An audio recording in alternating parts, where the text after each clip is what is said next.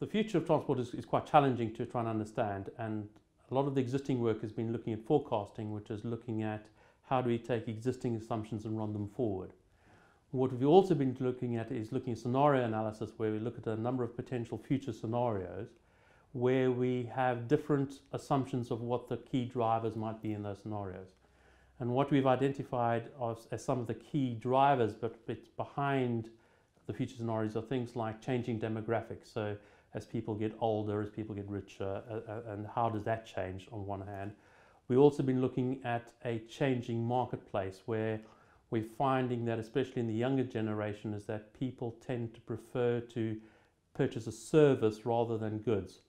So if you compare an analogy in the music space, is now nobody buys a CD anymore. What they do is they download their music, they use it, and then they move on. And in fact, in an extreme case like Napster, you just buy music that you can access all the time. You don't actually buy individual songs, you just buy access to the service. So we think that in the mobility space, that one of the key drivers may well be is new types of business models where you're actually providing a door-to-door mobility service.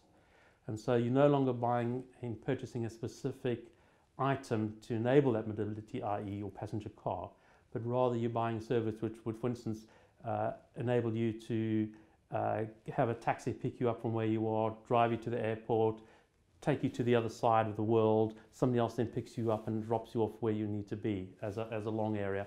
Or you could be looking at a provision of a bicycle which allows you to do a short distance, which you can then pick up a train and then do a medium-sized distance and say go through.